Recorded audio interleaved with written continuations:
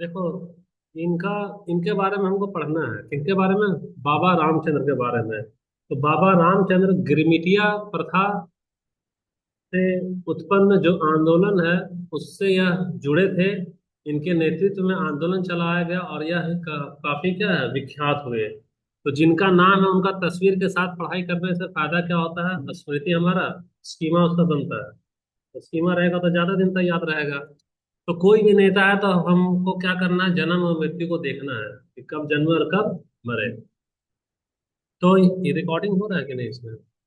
Recording ठीक है। ये बाबा रामचंद्र जन्म कब हुआ इनका? 1875 में। ग्वालियर अभी वर्तमान में कहाँ है? ग्वालियर एमपी में आ रहा है। मृत्यु कहाँ है इनका? 1950 में। यह भारत के प्रसिद्ध किसान नेता थे और स्वतंत्रता सेनानी थे। यही है देखो। यही है, गिरमिटिया प्रथा के तहत इनको कहाँ ले जाया गया था? फिजी ले जाया गया था। फिजी में इनको खूब खटवाया गया, लेकिन यह काफी क्या थे? जिद्दी थे, प्रतिभाशाली थे। और यह हौसला इनका इतना बुलंद था कि वहां अंग्रेजों को क्या किया? नाको चना चबवाए। वहां यह बहुत ही ख्याति अर्जित किए। इनके नेतृत्व में वहां भी कई बार आंदोलन हुआ। बाद में अंग्रेज परेशान हो गए, इसको क्या भेज दिया? हिंदुस्तान भेज दिया। ये फिजी में रहेगा ना तो फिजी में बगावत करा देगा। तो हिंदुस्तान जब भेजा तो हिंदुस्तान में आने के बाद भी वह गिरमिटिया प्रथा से जुड़ा जितना भी लोग था ना, उसका आवाज को बुलंद किया और यहाँ भी बहुत ही बड़ा क्या चला? आंदोलन चला। वह अवध किसान आंदोलन के नाम से हमारे सिलेबस में दिया गया है। तो उसी के कारण हमको इनका तस्वीर और मृत्यु के बारे में चर्चा कर रहे हैं। ये बाबा रामचंद्र हो गए। नागरिकता इनका भारतीय प्रसिद्धि कैसे मिले? यह किसान नेता। तो किसान नेता गिरमिटिया प्रथा के तहत अधिकतर लोगों को चाय का बागान में, खेती में, गन्ना में लगाया जाता था। तो वो लोग क्या कहलाने लगे? धीरे धीरे किसान कहलाने लगे। तो वही जो हमारा हो गया किसान नेता और स्वतंत्रता सेनानी। जेल इनको भेजा गया। खासकर 1942 का जो आंदोलन है, भारत छोड़ो आंदोलन के कारण ये कहाँ पे बंद रहे? नैनी जेल में बंद किए गए। और भी क्या जानकारी है कि अंग्रेज जो भी भारतीयों को कूली बनाकर ले जाते थे, उनके ऊपर अंग्रेज बहुत अत्याचार करते थे। बाबा रामचंद्र ने इसके विरोध में आवाज उठाई और लोगों को क्या किया? संगठित किया। बाबा रामचंद्र अपने यौवन काल में ही शर्त बंद कुली, देखो हिंदी शुद्ध हमेशा कठिन होता है। शर्त यानी एग्रीमेंट होता है। क्या होता है? एग्रीमेंट। तो एग्रीमेंट वाला जो गिरमिटिया प्रथा है, उसी के तहत यह कुली बनकर फिजी पहुंचे। फिजी पहुंच गए, लेकिन यह रामायण का ज्ञान रखते थे। तो रामायण का ज्ञान में नैतिकता और अनैतिकता, धर्म और अधर्म, अत्याचार और न्याय की बात होती थी। तो इसके कारण वह देखने लगे कि नहीं, तुम तो हमको रावण जैसा कर रहे हो, हम तो तुमको राम समझकर यहाँ आए हैं। वहां से क्या करने लगे? भाषण देने लगे। और भाषण देने की क्षमता के कारण वहां जो भी भारतीय जो थे, वह इनकी बातों को बहुत अच्छा सुनने लगे। और भगवान का नाम लेकर जब भाषण करते थे तो धर्म के नाम पर क्या होता है? सबसे ज्यादा नशा धर्म में है। लोग नशा पीकर नहीं मारेगा, लेकिन धर्म के नाम पर क्या करेगा? गला काट देता है। तो धर्म के नाम पर और भाषण अच्छा देते थे, जिसके कारण वह लोकप्रिय हो गए और भारतीय इनकी बातों को क्या करने लगे? मानने लगे। जो अंग्रेज जो है और जो भारतीय को कुली बनाकर लाया था, उसके ऊपर तो अंग्रेज कोड़ा बरसाता था। फिर बाबा रामचंद्र क्या किया? विरोध किए। विरोध करके भाषण देने लगे तो उनके ये भाषण से संबोधित होकर सारा जनता क्या की? संगठित हो गई। संगठित हो गई तो अंग्रेजों का एहसास हो गया कि जब तक हम रामचंद्र को यहाँ रखेंगे, नाम भी इनका रामचंद्र, अब भाषण देने के कारण इनका क्या नाम हो गया? बाबा हो गया। ये बाबा जी आ रहे तो बाबा जी बोल रहे तो हमेशा सच ही बोलेंगे। तो फिजी में अंग्रेज परेशान हो गया, नाक पे दम कर दिया था। फिजी से इसको कहाँ पहुंचा दिया? वापस भारत पहुंचा दिया। कब? 1918 में। तो सीक्वेंस याद रखो, 1915 में गांधी जी का पदार्पण हो चुका था। और ठीक 3 साल बाद जिस शख्स को यह भेजा है, वह शख्स यहाँ पर फिर से बहुत बड़ा आंदोलन का क्या बना? नेतृत्व किया। वह क्या कहला? अवध किसान आंदोलन। वो लोग हमको और भी पढ़ेंगे। तो बाबा रामचंद्र भारत में आने के बाद में सबसे पहले उत्तर प्रदेश में कहाँ? जौनपुर। और फिर प्रतापगढ़, ये सब उत्तर प्रदेश है। और फिर रायबरेली, 3 जगह गए। सबका वहां मजदूर को संगठित किए। कह रहे भैया तुम गिरमिटिया में जा रहा है क्या? मत जाना, वहाँ फंसेगा। और गिरमिटिया में जो यहाँ भी काम करता था ना, भारत में भी गिरमिटिया के तहत काम करवाता था। वहां भी क्या करे? संगठित किए, बोले तुम इसका काम मत करो, ये गिरमिटिया कुछ नहीं है, ये गिरगिट है। ये गिरमिट नहीं, क्या है? गिरगिट है। पल पल में रंग बदलेगा, पैसा नहीं देगा, छोड़ो इसका काम को। तो गांव गांव घूमकर क्या करे? किसान को विदेशी सरकार का अत्याचार के विरुद्ध संगठित करने लगे। और साथ ही साथ बीच बीच में रामायण की कथा कर देते थे। तो रामायण की कथा के नाम पर सबसे पहले तो हजारों भीड़ आ गया राम जी का नाम सुनकर। जब राम जी के नाम पर हजारों भीड़ आया, राम का नैतिकता का भी बात की और तुरंत तुलना कर दी किससे, अंग्रेज से। फिर बोलते थे कि बताओ आज के जमाने में रावण को तो राम मार दिया, लेकिन इस अंग्रेज रूपी रावण को कौन मारेगा। इसलिए बोलता था बाबा रामचंद्र, बाबा रामचंद्र। तो अंग्रेज के खिलाफ लोगों को क्या करे, संगठित करते गए। इनकी सभा में हजारों की भीड़ जमा होती थी, और इनका आवाज क्या था, बुलंद था। अगर माइक नहीं है, बिजली नहीं है, तो इतना तेज बोलते थे कि कई सारे लोग पीछे में भी क्या करते, सुनाई देता था इनको, ये समर्थ होते थे। एक बार यह किसानों की भीड़ को लेकर के कहाँ गए, इलाहाबाद में। इलाहाबाद में उस समय यह जवाहरलाल नेहरू थे। तो नेहरू थे तो इनको मुलाकात हुआ तो नेहरू जी इनकी प्रतिभा को देखकर क्या हुआ, बहुत ही ज्यादा प्रभावित हुए। अब बाद में नेहरू जी भी इनसे जुड़े। तो उन्हें गांव में, तो वह नेहरू को बोले कि नेहरू जी आप आइए, आप तो बड़े नेता हैं, आप हमारे गांव में आकर किसानों की दशा को देखिए। और इसका चर्चा नेहरू ने अपनी आत्मकथा में उल्लेख किया है। मृत्यु को देखो तो बाबा रामचंद्र ने कांग्रेस के हर एक आंदोलन में भाग लिया और जेल भी गए। 1942 के भारत छोड़ो आंदोलन में वह नैनी जेल में बंद कर दिए गए। और जिस साल भारत में संविधान लागू हुआ, उस साल यह राम जी के प्यारे हो गए। यहाँ तक तो क्लियर है सभी कोई को। अब थोड़ा सा और एक दूसरा स्लाइड हम लोग देखते हैं। दूसरा स्लाइड है हमारा ये। अब हम लोग प्योर आ जा रहे हैं इसका एनसीईआरटी वाला पे। इंट्रोडक्शन वाला हमारा सब कुछ खत्म हो गया है। स्क्रीन शेयर हो रहा है, तो स्क्रीन शेयर हो रहा है तुम लोगों को यस हाँ सर। जी। ऑनलाइन? हो रहा है। ठीक है। अब अवध किसान महासभा, बुक में दिया है ना, अवध किसान महासभा, एनसीईआरटी के क्लास 10th में। अब देखना उसका, उन्हीं ये सबसे पहले अवध किसान सभा जो है उसका गठन क्यों किया गया, किस परिस्थिति में इसका गठन हुआ, कौन इसका नेता था, कैसे कैसे भूमिका बना, सब समझ में आएगा। 1920 का जब दशक था, उस समय जो कि अभी वर्तमान में उत्तर प्रदेश में है, वहां किसान का क्या होता था, भीषण शोषण होता था। लगान भी टैक्स ज्यादा देता था। और बेगार का मतलब जानते हो क्या है, कि जबरन मजदूरी करवाएंगे तुमसे और पैसा नहीं देंगे। और जमींदार लोग भी अत्याचार किया करता था। और यहाँ का भी गिरमिटिया प्रथा के तहत यहाँ भी क्या करा रहा था, मजदूरी करवा रहा था।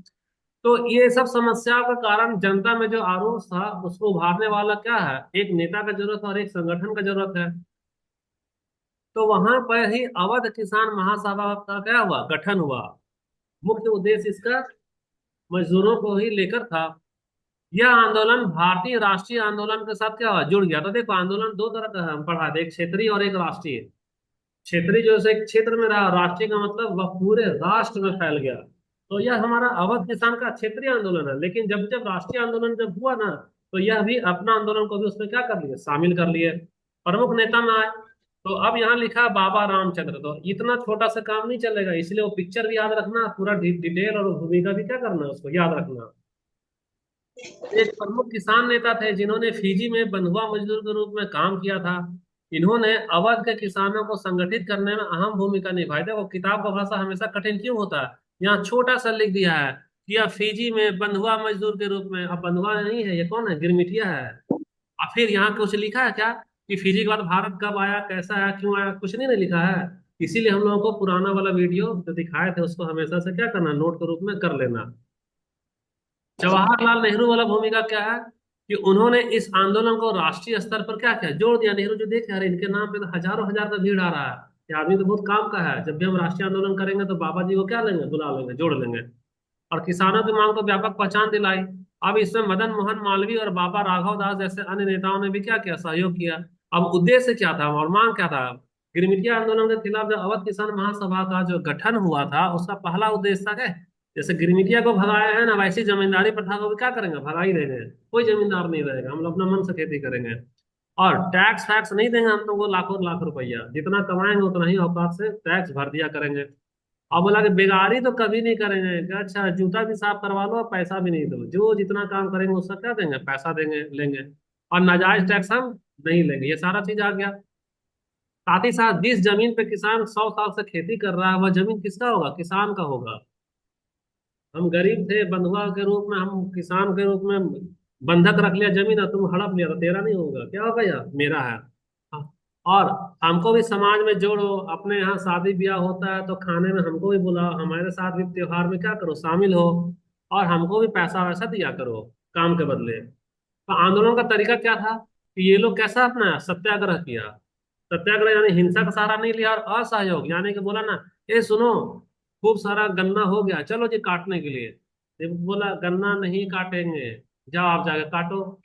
कैसे अंग्रेज काटेगा गन्ना। किसानों ने लगान देने से मना कर दिया और शांतिपूर्ण प्रदर्शन किया। अब देखो किसान सभा का आयोजन गांव गांव में सभा होता था। अब बीच बीच में बाबा रामचंद्र देव क्या करते थे, कथा भी सुनाते थे। धीरे धीरे यह राष्ट्रीय आंदोलन से जुड़ने लगा। महात्मा गांधी जो भी आंदोलन किए, असहयोग आंदोलन में जुड़ा 1920 और 22, उसके साथ भी क्या किया, तालमेल बैठाया। प्रमुख घटना में क्या देखते हैं कि 1921 में किसानों ने एका के नारे, एका के नारे यानी एकता, यानी जो भी किसान है सब क्या भाई भाई है, सब एक दूसरे के सुख दुख का साथी है। बोला हम लोग एक हो जाते हैं, वहां से क्या बोला, एका हो जाओ। एका होकर संगठित हुआ और ब्रिटेन के भी खिलाफ और जमींदारों के खिलाफ भी क्या किया, विरोध किया। जो चौरी चौरा जो कांड है ना, वह किसान महासभा भी उसमें क्या था, शामिल था। वो लोग सत्याग्रही था। तो 1922 में इस हिंसक घटना के बाद गांधी जी ने असहयोग आंदोलन को क्या ले लिया, वापस ले लिया। लेकिन हमारा जो किसान आंदोलन है वह तो चल ही रहा था, लेकिन क्या हुआ, इसको थोड़ा सा झटका लगा। प्रभाव और परिणाम में देखते हैं कि अवध किराया अधिनियम 1921, अंग्रेज जो है सो यहाँ भी बाबा रामचंद्र से क्या हो गया, परेशान हो गया। बोला ए भैया ला तुम्हारा चरण क्या है, उसको पाँव तेरे चरण को धोते हैं, एक हमसे क्या कर लो, समझौता कर लो। तो वह एक हुआ 1921 में अधिनियम आया, अवध किराया अधिनियम। इस अधिनियम के तहत ब्रिटिश की सरकार ने लगान को क्या कर दिया, कम कर दिया। और किसान जो भी अधिकार मांगता था उसको बोला ठीक है, किसान को अधिकार हम क्या करेंगे, देंगे। तो यह कहाँ बनाया, कानून बनाया कागज में, ठीक से उसको लागू नहीं किया। लेकिन जब कानून बन गया तो जनता के बीच में क्या हुआ, संदेश गया। क्या संदेश गया कि नहीं, हमारा यह हक सच्चा था, तभी ना हमारे लिए कानून बना, यानी हमको अन्याय का क्या करना, विरोध करना है। तो इस आंदोलन ने किसानों में राजनीतिक चेतना फैलाई और उन्हें राष्ट्रीय स्वतंत्रता संग्राम में क्या किया, जोड़ दिया। साथ ही साथ अब जो भी जमींदार है उसको डर लगने लगा कि अरे ये तो गिरमिटिया वाला जो अवध किसान महासभा है वो तो हमारा भी जमींदारी का विरोध करेगा, हमारा भी जमींदारी छीनेगा। और जमींदारी जो है सो मनमाना जो करता था ना जमींदार, वह मजबूर होने लगा कि नहीं, हमको मनमानी नहीं करेंगे। नहीं तो पहले देखना ना, कई लोग क्या करते थे, अपने यहाँ का कपड़ा जूता सब बर्तन बासन साफ करवा लिए आप, और जहाँ पैसा मांगो तो उसको जूता से पीटते थे, बोलते थे पैसा मांगेगा, जाओ कल आना, ऐसा होता था। इतिहास में इसका क्या महत्व है, तो यह आंदोलन भारत के किसान आंदोलन में एक मील का क्या हुआ, पत्थर साबित हुआ। और यहीं से हमको समाजवादी विचारधारा का बढ़ावा मिला। समाजवादी विचार का मतलब देखो, वहां पूंजीपति का क्या होता है, विरोध होता है वो। और समाजवादी विचार बोलता है कि कोई भी अमीर और कोई भी गरीब के बीच में फासला नहीं होना चाहिए, सबको बराबर पैसा मिलना चाहिए। इसी ने स्वतंत्रता संग्राम के बाद भूमि सुधार की मांग किया कि सब जमीन जो सो मात्र एगो जमीन, जैसे मान लो सारा जमीन अभी दे दे रूंगटा को, तो हम और तुम क्या रहेंगे, किराए में ना जिंदगी भर रह जाएंगे, मलाई तो रूंगटा ही खाएगा। तो वह हो गया एक तरह से यहाँ का जमींदार। ये लोग जमींदारी का क्या क्या विरोध किया। चुनौती क्या था उस समय में कि कभी कभी आंदोलन कैसा हो जाता था, हिंसक हो जाता था, जिससे नेतृत्व को नियंत्रण बनाए रखने में क्या होती थी, कठिनाई होती थी। और ब्रिटिश की सरकार भी इसका दमन करती थी। और जमींदार भी इस आंदोलन को क्या करता था, दबाता था। ये लोग अपना अपना लठैत रखता था, खूब पिटवाता था। निष्कर्ष देखते हैं तो अवध किसान महासभा जो है वह किसानों की आवाज को बुलंद किया। और भारत का जो स्वतंत्रता संग्राम है उसमें भी यह क्या किया, अपना भागीदारी को निभाया। और अवध किसान महासभा का जो विरासत है, वह आज भी किसान जो है क्या संगठन बनाकर अपनी मांग को सरकार के खिलाफ क्या करते हैं, रखते हैं। जैसे पंजाब में किसान आंदोलन हो रहा है, अभी देख रही हो ना, एमएसपी के तहत में। और इसका क्या प्रेरणा का स्रोत है। अब देखो, अब आते हैं हम लोग फिजी में गिरमिटिया मजदूर के रूप में बाबा रामचंद्र जो रहे। तो बाबा रामचंद्र फिजी में रहे तो ऐसा क्या कमाल कर दिया कि अंग्रेज मजबूर में होकर के किसी को नहीं भेजा और रामचंद्र को वापस भेज दिया। कुछ तो करे होंगे वहां पे। तो बाबा रामचंद्र को अब तो उनका पिक्चर भी दिखा दिया, स्टोरी भी बताया गया, मालूम है कि वह क्या है, तो आंदोलन का प्रमुख नेता है। उसने फिजी में क्या क्या हुआ सो बता रहे हैं। सबसे पहले यहाँ 1875 के आसपास में महाराष्ट्र, उस समय में महाराष्ट्र है, अभी तो ग्वालियर में आ गया वो, गरीब किसान पैदा हुए। उनका वास्तविक नाम क्या है, श्रीधर बलवंत जोगलेकर, ये उनका क्या नाम है, वास्तविक नाम है। जब वह अपने युवावस्था में थे तो उनको क्या था, धर्म में काफी रुचि थी, रामायण का वह अध्ययन करते थे। तो वह धीरे धीरे क्या हुए, धार्मिक सन्यासी बन गए। धार्मिक सन्यासी बन गए और अपना नाम श्रीधर बलवंत जोग लेकर को हटाकर क्या रख लिए, बाबा रामचंद्र, क्योंकि राम में उनकी क्या थी, निष्ठा थी। और रामायण का वह पाठ भी किया करते थे। तो उनका असल नाम क्या था, श्रीधर बलवंत जोगलेकर। जो लेकिन युवावस्था में वह धार्मिक सन्यासी बनकर नाम रखे बाबा रामचंद्र। फीजी में देखो, जो गिरमिटिया प्रथा है, उसमें ब्रिटिश सरकार जो है सो भारतीय गरीबों को कहाँ ले गया, फीजी, मॉरिशस, श्रीलंका जैसे उपनिवेश में मजदूरों के लिए भर्ती किया। इन मजदूरों को गिरमिटिया, अंग्रेजी में क्या है, एग्रीमेंट। एग्रीमेंट का अपभ्रंश हम पहला स्लाइड में दिखा चुके हैं कि सबसे पहले ए खत्म किया तो बोला गिरीमेंट, गिरीमेंट से बोला गिरीमेटिया, तो आ गया तुम्हारा गिरमिटिया हो गया। बाबा रामचंद्र को 1905 में कहा फीजी भेजा गया। बोला ये बाबा जी है ना, बहुत टुल्लू मुल्लू, खूब खटवाते हैं इसको। गिरमिटिया में साइन कराकर कहाँ भेजा, फीजी। वहां जो है गन्ने के खेत में इनको कठोर शारीरिक श्रम करना पड़ा। अब बाबा जी जब इतना गन्ना खेत में कठोर श्रम किए, तब इनको समझ में आ गया कि यहाँ हम लोग जो है सो इंसान नहीं है, या क्या है, पशु के जैसा व्यवहार कर रहा है। और हमारे रामचंद्र का रामायण में वो किसकी बात करते हैं कि इंसान को इंसान के जैसा पेश आना चाहिए। अब और देखें कि लंबे समय तक काम करवा लिया, हर कोई भी मजदूरी भी नहीं दे रहा है। भूख जब लगता है तो एक रोटी का एक टुकड़ा भी नहीं देता है ढंग से। बीमार होते हैं तो डॉक्टर भी नहीं बुलाता है, धूप में मरने के लिए छोड़ देता है। और महिलाओं के साथ वहाँ यौन शोषण भी आम है, कोई विरोध नहीं है। अब फिजी में वह क्या किया, संघर्ष करना चालू किया और जागरूकता फैलाया। तो बाबा रामचंद्र ने फिजी में क्या किया कि मजदूर के अधिकार के खिलाफ आवाज उठाना शुरू कर दिया। वह मजदूरों को क्या करते थे, एकजुट करते थे। और अंग्रेज अधिकारी जो है, और जो बड़ा बड़ा चाय का बगान का जो मालिक है, उसके खिलाफ क्या है, विरोध प्रदर्शन करने लगे। तो बाबा जी को वो लोग पकड़ लिया, कई बार लाठी मारा, कई बार जेल में ले गया, कई बार लाठी में बांध कर रस्सी से उनको धूप में लटकाए रखा। और न जनता के बीच में ले गया कि देखो तेरा बाबा का हम ढाबा निकाल दिए हैं, अब ये डर से तुमको नहीं भड़काएगा। लेकिन जैसे ही बाबा को उतारता था, फिर से बाबा बोलते थे कि अंग्रेज क्या बदमाशी कर रहा है हमारे साथ में। तो लास्ट में अंग्रेज क्या है, हार करके उसको भारत वापस भेजा। कब भेजा, 1917 में। 1917 में फिजी से लौटा कर कहाँ उनको भेज दिया, उत्तर प्रदेश। तो उत्तर प्रदेश में भेजा तो यह अवध के क्षेत्र में क्या हो गया, बस गए थे वहां के, महाराष्ट्र तरफ के। तो ये तो संन्यास ग्रहण कर चुके थे, तो कहाँ बस गए, अवध में बसे। जब अवध में बसे तो देखे कि यहाँ का जो किसान है, उसको तो अंग्रेज के साथ साथ जमींदार भी खून चूस रहा है। जमींदारी प्रथा तो था हमारे यहाँ। तो उनको याद आया कि फिजी में अंग्रेज का नाक में हम क्या किए, चना चबवाए हैं, तो ये तो मेरा अपना देश भारत है, यहाँ तो हम इसको ऐसे ही सतुआ जैसा शान देंगे। तो वो लोग क्या किए, शोषण के खिलाफ लड़ने की प्रेरणा दिए। और वहीं से अवध में बस गए थे, तो अवध में ही किसान को क्या किया, महासभा किए। और वही हमारा संगठन का नाम पड़ा, अवध किसान संगठन। यह स्थापना की, अवध किसान महासभा की स्थापना देखो, 1920 में उसने अवध किसान महासभा का क्या किया, गठन किया। और यह क्या करता था, किसान की मांग को लेकर एक संगठित आंदोलन बना। उन्होंने किसान को बोला कि लगान ना दो, बेगार प्रथा का विरोध करो, ये सब नारा दिया।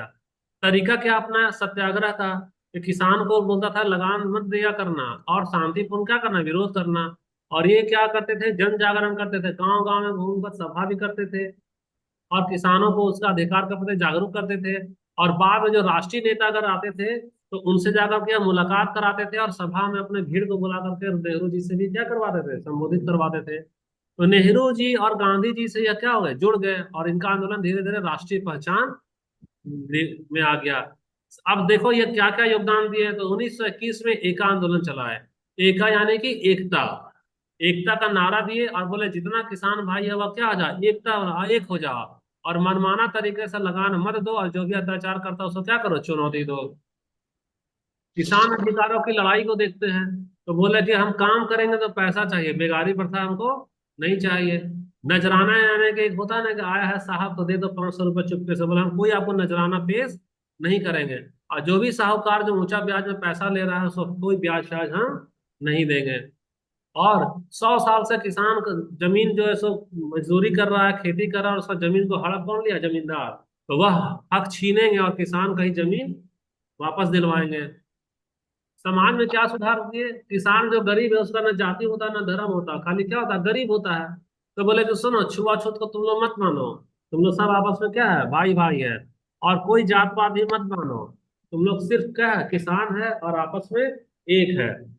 और वह जो महिलाओं है उसको बोले कि तुम खाली चूल्हा चौकी में मत रहो, आंदोलन में तुम भी क्या करो, सड़क पे उतरो, तभी आंदोलन हमारा क्या होगा, सफल होगा।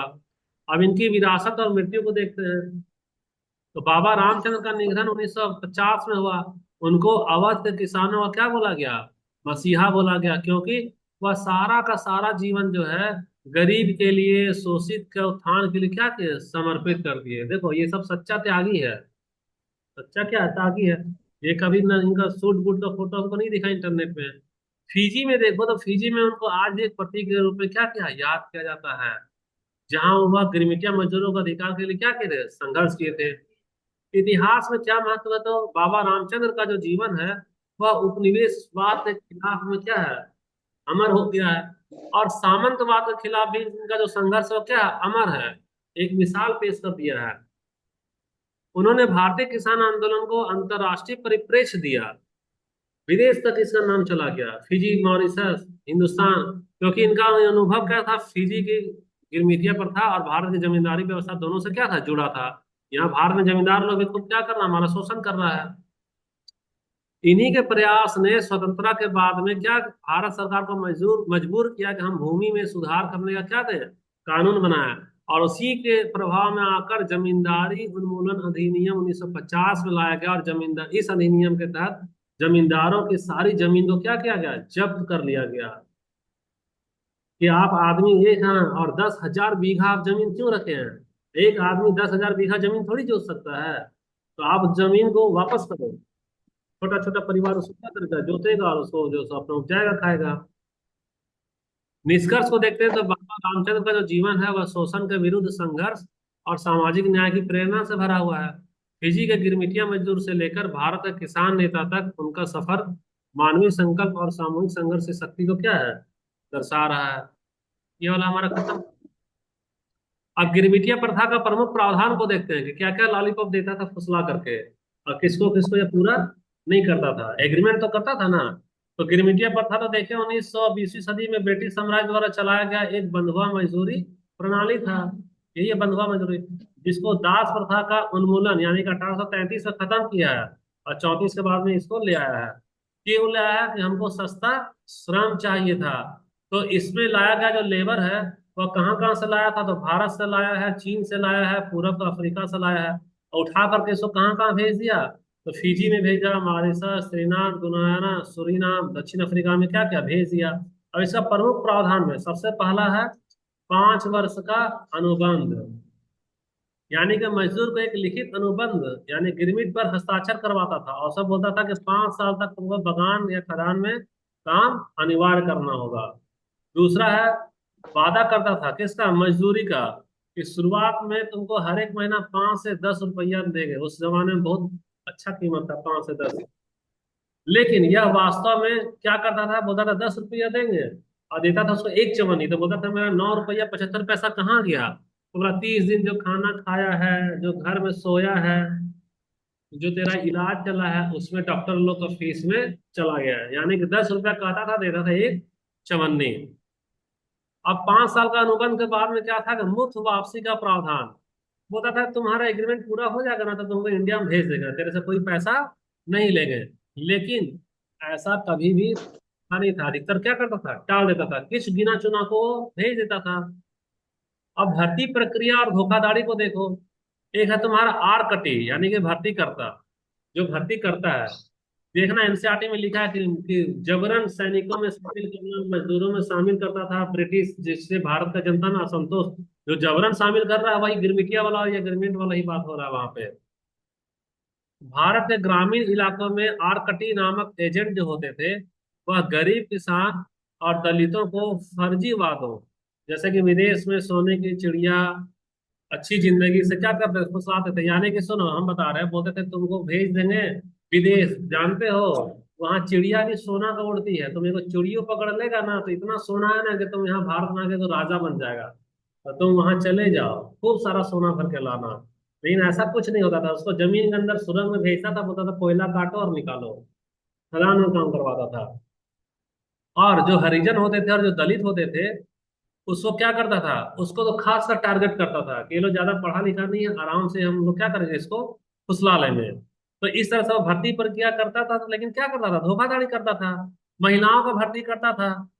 और महिलाओं का भर्ती करता था, उसका क्या करता था, यौन शोषण करता था। उसको चाय का बगान में ले गया, कॉफी का बगान में ले गया, उसको यौन उत्पीड़न का बस शिकार बनती थी, और उसके खिलाफ कोई भी आवाज वो नहीं उठा सकती थी। अब देखो तीसरा वाला लॉलीपॉप तुमको क्या दे रहा है, बोल रहा है ना कि तुमको काम कम देंगे और जीवन में आराम ही आराम देंगे, सोने का डनलप का गद्दा रहेगा, गर्मी लगेगा तो वहां एसी रहेगा, ऐसा सब बात बोल दिया। लेकिन दिया क्या, भैया 8 घंटा का जगह 15 घंटा काम करवाया है, धूप में गन्ना का खेत में करवाया है, चाय का बगान जो पहाड़ का होता है ना, चढ़ना और उतरना ऐसे आदमी थक जाता है, रेलवे में लोहा ठुकवाया है पूरा अच्छे से ही। और जब बोलता था ना, यहाँ से बोल के लेगा कि गर्मी में ना तुमको एसी मिलेगा, सोने का डंलप का गद्दा, मालूम चला ऊपर में क्या है, झोपड़ी है, धुआं धुआं सब घुस रहा है। और जहाँ पुली का जो लाइन्स होता था ना, एक लाइन में देखे हो कैसे रेलवे के प्लेटफॉर्म में कैसा लोग सोता है रात में, वैसा सोना पड़ता था, जहाँ पे साफ सफाई कुछ नहीं है, वहीं पे कोई आकर सुसु कर दिया, वहीं पे मच्छर है, वहीं पे कुत्ता बगल में आकर सो गया, होता था तुम भी यहीं सो जाओ। अब भोजन बोला था न्यूनतम भोजन, जिससे तुमको खाली जिंदा रहना है, चावल दे दो और दाल का पानी दे दो, साग सब्जी कुछ नहीं, साग सब्जी तो अंग्रेज खाएगा। दूध दही, तो दूध दही का खाली उसको क्या फोटो दिखा दो, अंडा को खाली छुआ दो, हो गया, कुछ नहीं उसको देना है। जो कि पोषण से हीन होता था। बोला था इन लोग अच्छा अच्छा नहीं खाना खिलाएंगे, ऐसे कम कम खिलाएंगे ताकि भूखे पेट हमारे यहाँ काम करने को मजबूर रहे। और सजा क्या, अगर नहीं तुम जब 10 घंटा का काम में तुमको बोलेगा ना कि 10 ट्रैक्टर का बालू धो देना, नहीं धोएगा तो खूब मारेगा, कोड़ा मार देगा, जुर्माना डालेगा, जेल में डाल देगा, लाठी में रस्सी से बांध के हवा में क्या करेगा, लटका देगा। और देखो चौथा तेरा कानूनी बंधन और अधिकारहीनता। जो लॉलीपॉप देता था ना एग्रीमेंट के समय में, बोलता था ना कि सुनो हम एक एग्रीमेंट कर रहे हैं, उसके तहत तुमको क्या माना जाएगा, अनुबंधित सेवक माना जाएगा। लेकिन धोखा से क्या करता था कि उसके सारे मौलिक अधिकार क्या ले गए थे, छीन लिए गए थे। और पलायन पर रोक कर देखो, मजदूर जो है, सो जब तक एग्रीमेंट में है तब तक वह बगान को छोड़कर नहीं जा सकता है। अगर ये ऐसा करेगा तो उसको भगोड़ा घोषित करके क्या करेगा, दंडित करेगा। और नागरिक अधिकार उससे छीन लिया, यानी कि वह मतदान नहीं कर सकता है, संपत्ति में नहीं रख खरीद करके रख सकता है, और शिक्षा का तो उसको अधिकार ही नहीं है, उसको तो पढ़ना नहीं है, क्योंकि पढ़ेगा तो मजदूरी थोड़े करेगा, उसको पढ़ाई भी नहीं किया तो वो पढ़ना ही नहीं है। और पांचवा वाला झूठा वादा क्या था, बोलता था कि 5 साल बाद तुमको कहाँ भेजेंगे, भारत भेज देंगे। लेकिन उसको भारत नहीं भेजा था, बोलता था कि डंडा देखे हो, 10 डंडा मारेंगे, फिर से साइन करो, और फिर से 5 साल के लिए खटो। और ना जो एकदम मरने मरने पे हो जाता था, बोलता था भेज दो भारत, बोलता है भारत नहीं भेजेंगे तुमको, यहीं पे बसो, यहीं पे शादी ब्याह करो, जो तेरा संतान होगा फिर से उसको क्या बना देंगे, गिरमिटिया बना देंगे, ये उसको बता देता था। टाइम एक्सपायर्ड क्या होता है मजदूर, देखो अनुबंध पूरा करने वालों को, जो अनुबंध पूरा कर लिया 2 बार 3 बार लेकर खट गया, 20 साल तक खट दिया, तो खट गया तो उसको बोलता था यह टाइम क्या है, एक्सपायर्ड कर चुका है। अब उसको थोड़ा सा 2 टुकड़ा जमीन दे दिया, कहाँ, वही उपनिवेश में, फिजी में, मॉरिशस में, तो जाओ तेरा पूरा जिंदगी इस महल में गुजारो, 2 गज का मकान दे दिया, हो गया वही, ताकि वह स्थायी रूप से वहीं रह सके। तो समाज और संस्कृति में क्या प्रभाव पड़ा, तो सबसे पहले भारत का संस्कृति वहां फैल गया, तो वो उसको अंग्रेज पढ़ाया नहीं, अंग्रेजी बोलने नहीं जाना, अंग्रेजी पढ़ने नहीं जाना, तो भोजपुरी ना बात करेगा वो लोग, तो अपना अपना भाषा में बात किया, तो अपना अपना त्योहार भी मनाने लगा। यही वजह है कि आज भी फिजी, मॉरिशस, त्रिनिदाद में भारतीय मूल के लोगों की बहुत बड़ी आबादी है, जो गिरमिटिया मजदूरों क्या है, वंशज है। दिक्कत क्या हुआ कि मजदूर को ना तो भारत में स्वीकार किया गया और ना ही उपनिवेश में उनको समान अधिकार मिला उस समय। अब तो वहां सब बराबर हो गया है, लेकिन उस समय में दोनों जगह, भारत वाला में भी वहां, यहाँ नहीं आ पाया तो नहीं मिला, वहां भी उसको नहीं मिला। इसका अंत कैसे हो रहा है, तो 20वीं सदी में महात्मा गांधी जी जब दक्षिण अफ्रीका में थे, और फिजी में एक है मनीलाल डॉक्टर, और भारत भारत में जो भी राष्ट्रवादी है वो क्या केस के खिलाफ आवाज उठाने लगे। तो आवाज उठाए तो भारत का जो दबाव था, अंतर्राष्ट्रीय दबाव था, जिसके कारण 1917 में ब्रिटिश सरकार ने गिरमिटिया प्रथा को क्या किया, समाप्त घोषित कर दिया। तो इसका देखते हैं हम लोग कि दास प्रथा का विकल्प के रूप में गिरमिटिया प्रथा को लाया था, यह नई दास प्रथा को कहा गया, क्योंकि इसमें शोषण के तरीके क्या थे, एक समान थे। और वैश्विक प्रवासी भारतीय समुदाय को देखते हैं कि इसी प्रथा के कारण ही आज 3 करोड़ से अधिक भारतीय मूल के लोग विदेशों में रहते हैं, 3 करोड़ से भी ज्यादा। और साहित्य में क्या देखते हैं कि विमल मित्र का उपन्यास लिखा गया काला पानी, और V.S. न्यायपाल की जो रचनाएं हैं उस किताब में इस व्यवस्था में कितना कितना क्रूरता किया था अंग्रेज, उसका क्या है, वर्णन है। अब निष्कर्ष में देखो तो गिरमिटिया प्रथा जो है वह मानव इतिहास का एक क्या काला अध्याय है, जिसने लाखों मजदूरों को उसकी मातृभूमि, संस्कृति और गरिमा को छीन कर विदेश में क्या दिया, यातना दिया, बहुत ही खराब परिस्थिति में उसको जिंदगी जीने के लिए मजबूर किया। ये जो गिरमिटिया का जो प्रथा है, यह बताता है कि उपनिवेश में शोषण कितना अंग्रेज हमारा करता था, और पूंजीवाद अगर कोई अपनाता है तो वह आदमी कितना क्रूर हो जाता है कि एक इंसान को एग्रीमेंट करके कितना बार खटवाता है। तो इसकी विरासत आज भी वैश्विक भारतीय समुदाय के संघर्ष के रूप में देखी जा सकती है। ये तुम्हारा आज का क्लास हमारा क्या हो गया, खत्म हो गया। तो गिरमिटिया जो छूट रहा था, गिरमिटिया पूरी तरह से हम लोग बहुत अच्छे से डिस्कस कर लिए। वीडियो प्राइवेट नहीं रहेगा, पब्लिक कर देंगे। absent हुआ है क्लास तो नोट करना होगा, नोट कर लेंगे। जी। ठीक है, थैंक यू, बाय बाय। ठीक है sir, bye bye. Thank you sir.